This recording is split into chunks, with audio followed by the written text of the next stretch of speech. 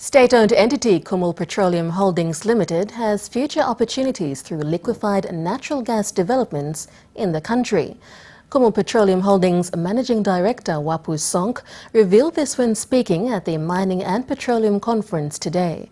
UPNG journalism student Priska Kalo reports.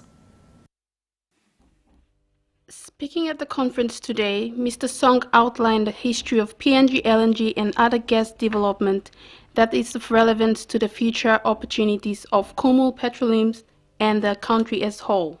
Assets of state in MRTC, we had Origin Minerals before, and it got merged with Allsearch. And after that was Edda Oil, after Moran project, so that got held with Petromin and the creation of Petromin.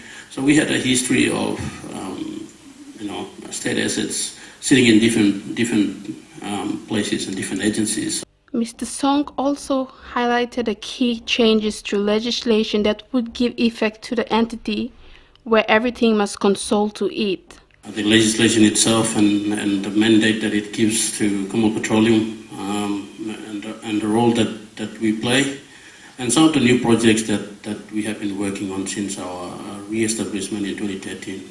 He said Kumul Petroleum Holdings Limited has a strategic plan that is holding on in alignment with the country's vision and goals in the areas of funding, focus and business interest to maintain its interest as a state entity. The role that we play, and some of the new projects that we have been working on since our re-establishment in 2013.